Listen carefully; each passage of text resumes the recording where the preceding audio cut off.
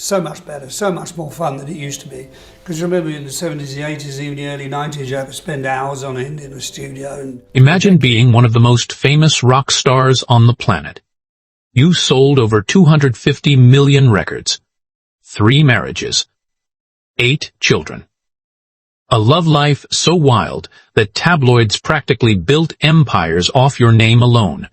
You've dated supermodels, Bond girls, and Hollywood actresses. And yet, after all of that, after everything, you sit down for an interview and quietly admit that there's one woman you should never have let walk out of your life. That's exactly what Rod Stewart did. And what makes it so shocking isn't just the admission itself.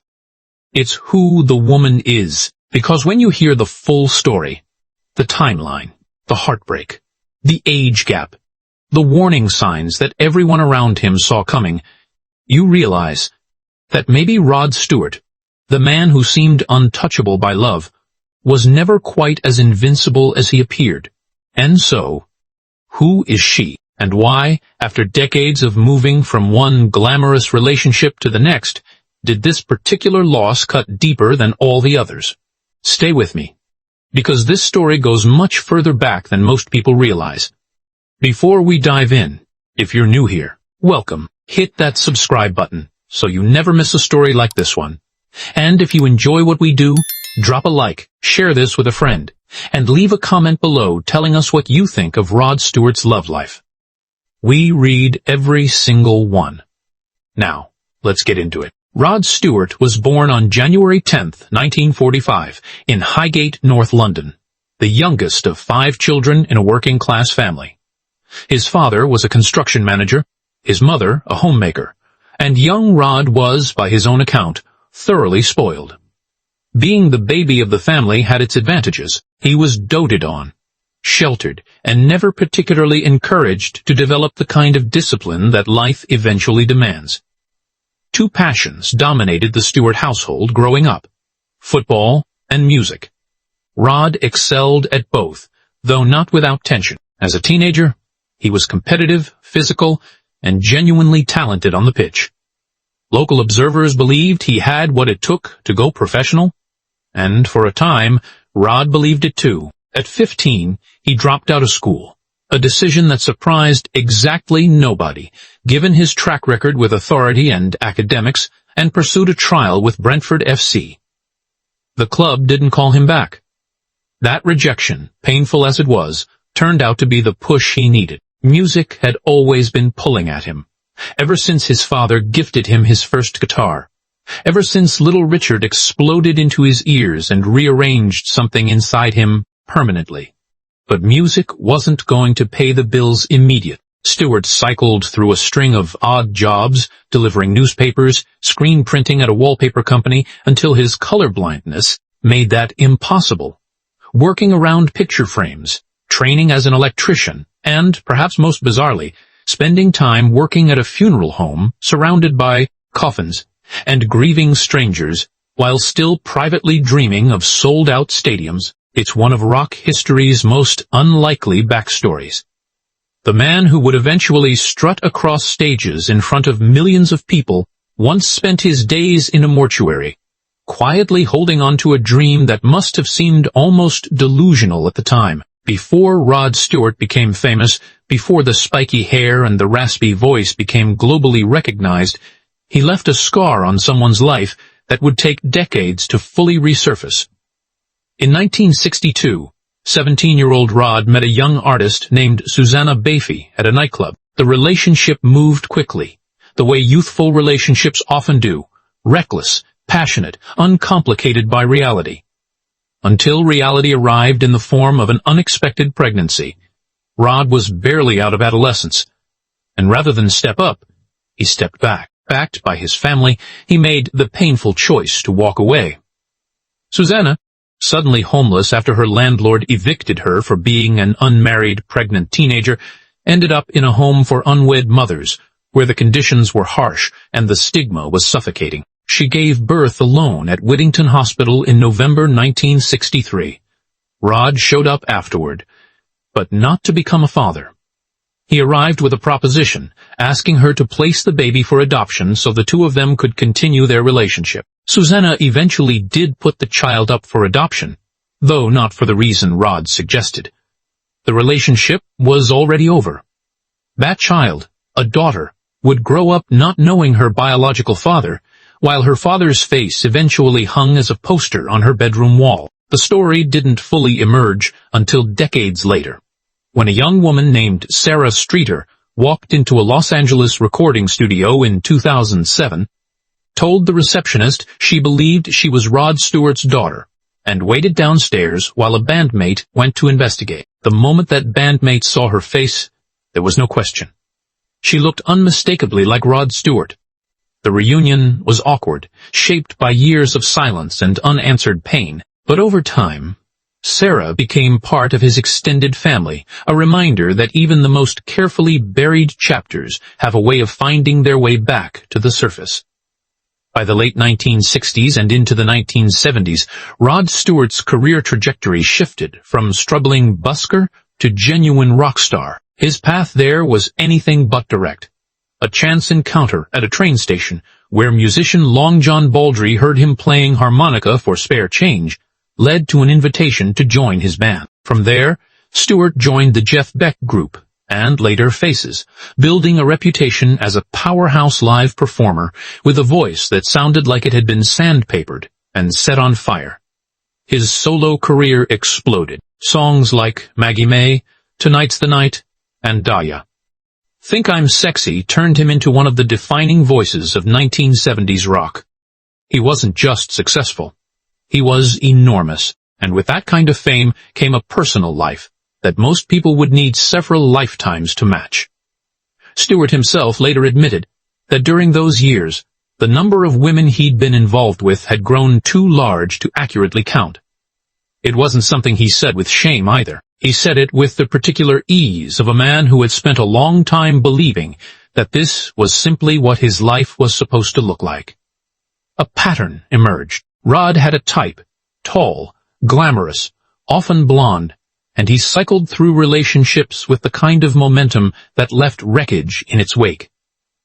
Swedish actress Britt Ekland inspired one of his biggest American hits. Their relationship ended when his attention drifted toward her friend, actress Susan George. There was a brief, strange romance with Joanna Lumley, then relatively unknown, that fizzled partly because her refined accent made Rod feel self-conscious about his working-class roots. Then came his first marriage, to model Alana Collins in 1979. 2 children. And, by his own admission, a sense that he had walked down the aisle before truly being ready. His father, who knew him better than almost anyone, reportedly said so directly. Rod later acknowledged he was probably right. The marriage ended. A relationship with model Kelly Emberg followed, and eventually unraveled too. A second daughter. More distance. The pattern continued, each relationship following roughly the same arc. Intense attraction, domestic complications, wandering attention, and an exit that Rod consistently handled badly by his own confession. In the late 1980s, Rod Stewart walked into a Los Angeles nightclub and spotted a 21-year-old model from New Zealand named Rachel Hunter. She was tall, striking, and already involved with someone else, musician Kip Winger. None of that slowed Rod down. Within 3 months of meeting, they were married. For someone who had spent decades treating commitment like a revolving door, the speed was startling. But Rod has consistently said that Rachel felt different from the beginning. He believed, genuinely, that she was the one he would finally build a stable life with. They had 2 children together, daughter Renee in 1992 and son Liam in 1994. And unlike many assumptions people made based on Rod's history, he has always maintained that Rachel Hunter was the one woman in his life he never cheated on. In previous relationships, infidelity had been a recurring theme he openly discussed in his autobiography. But with Rachel, he claimed, things were different. Which is part of what made 1999 so devastating. Rachel was the one who walked away. She was done with the relentless noise of celebrity life, the lack of privacy, the constant scrutiny that came with being married to one of rock's most famous figures. She wanted something quieter, something more grounded. Rod had no counter-argument that could change her mind. He was shattered. By his own description, the months that followed were among the lowest of his adult life.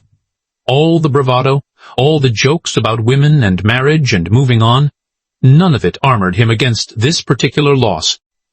Rachel Hunter, leaving him hurt in a way that he genuinely hadn't anticipated. And here's where the story gets really interesting.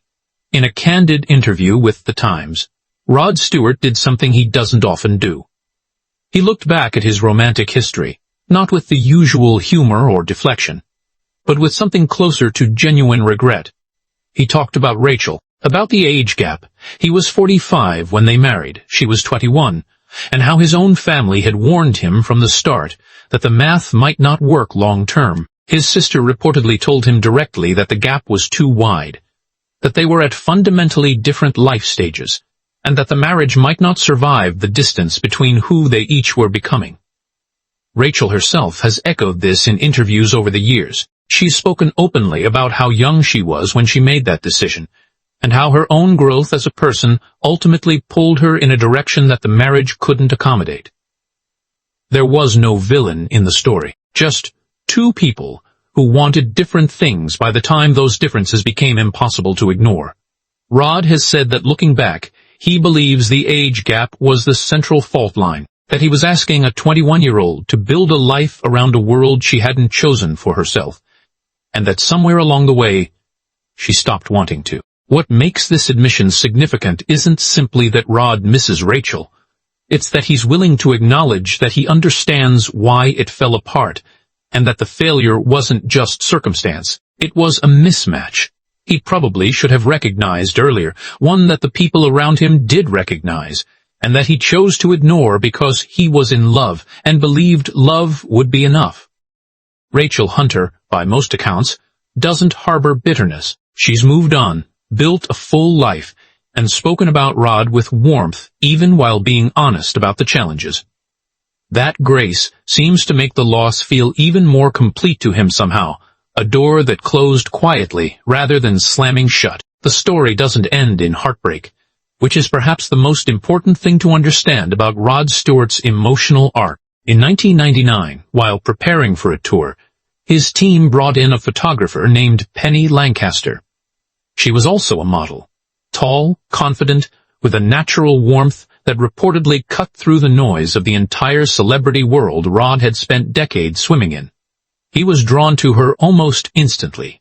One of his bandmates, genuinely concerned that Rod was in no state to begin another serious relationship, reportedly held onto Penny's phone number for 6 months before passing it along. He thought Rod needed time. Rod later admitted the bandmate was probably right, and that he made the most of those months, though he said it with a grin rather than bitterness. When they finally connected, the relationship developed with unusual steadiness for someone with Rod's history. He was extravagant in his early gestures, famously taking Penny shopping and spending what was reportedly around $12,000 in a single afternoon at a designer store, with the slightly possessive condition that she only wear the new clothes when they were together. Penny, apparently, was not deterred. Her family was more skeptical. Her father reportedly disapproved of the relationship from the start, and her brother feared Rod's reputation would drag her into a destructive lifestyle. That brother eventually changed his view so completely that he went to work for Rod himself. Rod and Penny married in 2007 in Portofino, Italy. They have 2 sons together, Alistair and Aidan. By all observable evidence, the marriage has the kind of durability that none of Rod's previous relationships achieved.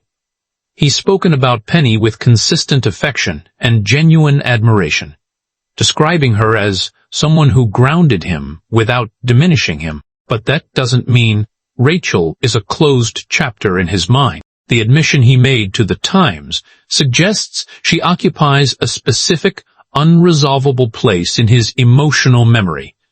not as the great romantic ideal, but as the clearest example of something he had and let go of. Partly through circumstances, and partly through choices that seemed reasonable at the time, and revealed their cost only in retrospect. There's a version of Rod Stewart's story that flatters him. The scrappy North London kid who failed his exams, got rejected by a football club, got thrown out of Barcelona, humiliated in a recording studio, and still somehow became one of the best-selling music artists in human history. That version is true, and it's genuinely remarkable. But there's another version that runs alongside it, one that Rod himself has never fully tried to hide. A man who was reckless with the people who loved him, who walked away from a pregnant teenager, who cheated on multiple partners and later admitted it in print without apparent remorse, who moved through relationships at a pace that left emotional devastation in its wake, and justified it by suggesting that any man with access to the same circumstances would have done the same. What's interesting about the Rachel Hunter admission isn't just the sentiment, it's the self-awareness embedded in it. Rod Stewart is now in his 80s, married to a woman he genuinely loves, with a family that spans generations and continents. He has no obvious reason to dwell on what was lost. And yet he does, because some doors, once they close, have a way of staying in your peripheral vision. Not because you want to walk back through them, but because they remind you of who you were before you understood the cost of carelessness. Rachel Hunter represented something Rod hadn't previously encountered. A relationship where the betrayal wasn't his, where the ending wasn't caused by his wandering attention or his reluctance to show up fully. She left for her own reasons, on her own terms. And that kind of loss, the kind you didn't cause but couldn't prevent, has a different texture than the ones you did cause. He couldn't talk his way around it.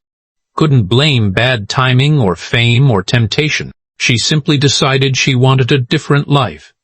And he had no answer for that. In a career built on projecting total confidence, that particular helplessness probably left a mark that no amount of sold-out concerts or magazine covers could fully cover. Rod Stewart has lived one of the most fascinating, complicated, and genuinely human lives in the history of popular music. He's not a saint. He's never claimed to be. But there's something almost poignant about watching a man who spent decades believing love was inexhaustible finally reckon quietly with the one that got away. Rachel Hunter didn't leave because he did something wrong this time. She left because life had other plans. And maybe that's the hardest kind of loss to carry. Not the ones you caused, but the ones you simply couldn't stop. Rod Stewart now says he's happy. By all evidence, he is. But happiness doesn't erase memory. It just gives you enough peace to finally look at it honestly. So here's the question I'll leave you with. Is it possible that the greatest love of your life is sometimes the one that leaves before you fully understand what you had? Let us know what you think in the comments below. If you made it this far, thank you for spending time with this story. Please give this video a like. If you found it interesting, it genuinely helps more people find content like this. Share it with someone who loves music, celebrity history, or just a good, complicated human story. Subscribe if you haven't already, because we cover stories like this every week. And drop a comment. Tell us, do you think Rod Stewart truly let the right one go? Or was Penny Lancaster the relationship he was always meant to find? We'll see you in the next one.